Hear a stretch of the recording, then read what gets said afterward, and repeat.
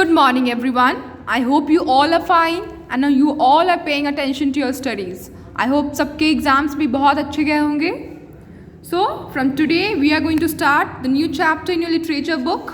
That is your chapter 9, The Secret Garden. Okay, so let's begin with the chapter. Okay, so let's see the introduction. Marion Lennox is a lonely 10-year-old girl who is brought to England after her parents' death to live with her wealthy uncle Archibald Craven.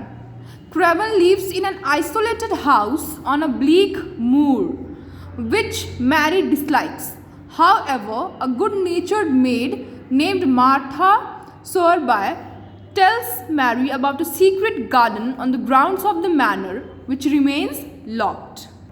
Okay, so this chapter is about a 10-year-old girl, Mary. Okay, so she was very alone. She used to live lonely and she was brought to England. वो पहले England में नहीं रहती थी. She was brought to England to live with her very rich uncle named Archibald Craven because उसके जो parents थे उनकी डेथ हो गई थी.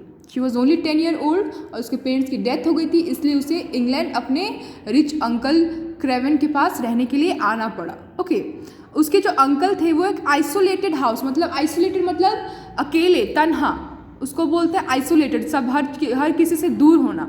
ओके, तो एक बहुत ही अलग सा घर था, वहाँ पे आसपास कोई घर नहीं था और वो घर जो था उसके आसपास ब्लीक मूर मतलब बेरंग ज़मीन थी, रूखे सूखे घास थे. सो मैरी को वो घर, वो जगह बिल्कुल पसंद नहीं आती थी. ओके, उस घर में एक बहुत ही अच्छी नेचर की, बहुत ही काइंड मेड रहती थी जिसका नाम था मार्था. ओके, एंड वो मैरी को एक सीक्रेट गार्डन के बारे में बताती है, जो कि एक घर, manner means a house, a very big house. Okay, जो कि एक मैनर के नज़दीक था. ओके, और वो हमेशा लॉक्ड रहता था. नाउ लेट्स सी आगे क्या होता है. Let us now read the story of how Mary goes in search of the secret garden and meets a friend on the way.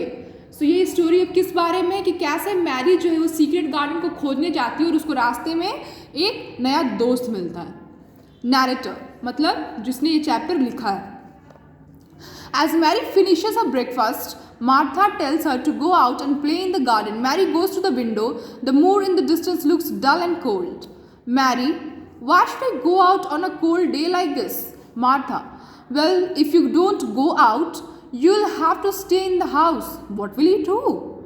Okay, तो जो नैरेटर है वो बताते हैं कि मैरी जो अपना नाश्ता फिनिश करके बैठती है, तभी उसको जो मेड है मार्था उसको बोलती है कि तुम्हें बाहर जाके गार्डन में खेलना चाहिए. मैरी जब बाहर देखती है तो गार्डन का जो घास, मूर मीन्स इट्स रिटन ये open area of land covered with rough grass, kind of garden. Okay, जो कि रफ ग्रासेस से भरा होता है, तो उसको जाके वहाँ पे खेलने के लिए बोलती है. बट मैरी बोलती है कि वो बाहर जाके इतने ठंडी में क्यों खेले. तो उसको मार्था क्या बोलती है कि अगर वो बाहर नहीं जाएगी तो उसे घर पे रहना पड़ेगा, और घर पे रह के वो क्या करेगी. She has nothing to do. Narrator: Mary glances around her and realizes that Martha is right. There is nothing to do. Perhaps it would be better to go and see what the gardens are like. Okay, Mary फिर narrator बताते हैं कि Mary जो है Martha की तरफ देखती है, अपनी मेड की तरफ देखती है और उसको रियलाइज़ होता है, उसको एहसास होता है कि वो ठीक ही बोल रही है कि घर पे तो उसको करने के लिए कुछ भी है ही नहीं. इससे अच्छा है कि वो बाहर जाके खेले, देखे कि गार्डन में आखिर है क्या. Martha showing her the way downstairs. If you go round that way, you'll reach the gardens. Points to the gates and hesitates. One of the gardens is locked up. No one has been in it for 10 years.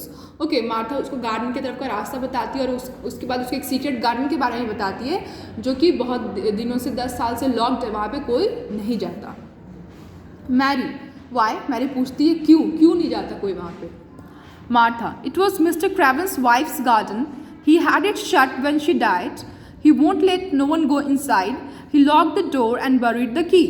Okay, so Mary tells her that वो जो garden है वो mister Kraven, उसके जो uncle हैं, उनके wife का garden था. ओके, एंड उन्होंने उसे जब उनकी वाइफ की डेथ हो गई तो उसको हमेशा के लिए लॉक कर दिया और जो की है उसको जला दिया.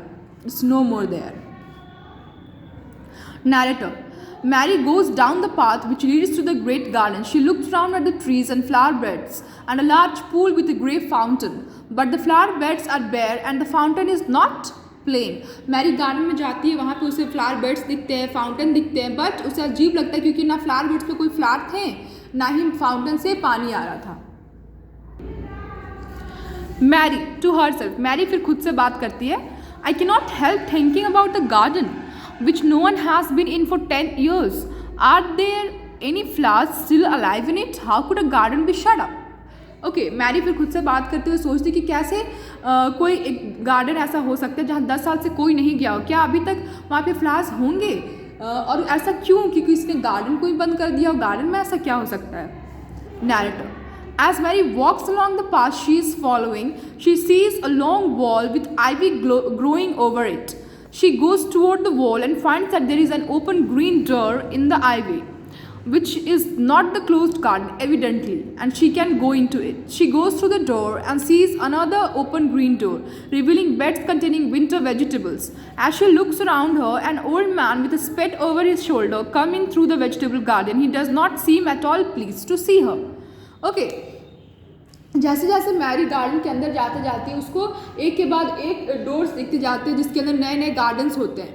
ओके, तभी वो एक वेजिटेबल गार्डन में पहुंचती है. वहाँ जब वो रीच करती है, वहाँ जब पहुंचती है तो उसको एक ओल्ड मैन दिखता है जिसके हाथ में स्पेड होता है. Spade is a tool that is use to cut the grasses. कटाई करने के लिए क्रॉप्स की उसको यूज़ करते हैं. और वो जब उस मैरी को देखता है तो बिल्कुल भी खुश नहीं होता. He does not look pleased at all. Mary, can I go in the kitchen gardens? Ben, if you like but there is nothing to see. Mary उससे पूछती है क्या वो किचन गार्डन में, वेजिटेबल गार्डन में जाके देख सकती है क्या है क्या वहाँ पे. तो बेन, वो जो ओल्ड मैन था, वो उसको बोलता है कि वो जा सकती है बट वहाँ पे कुछ देखने लायक है नहीं. Okay, now rest of the chapter. यहाँ तक आप फिर से एक बार खुद से चैप्टर पढ़ोगे, रिवाइज करोगे. Rest of the chapter will continue in the next video. That's all for today. Thank you.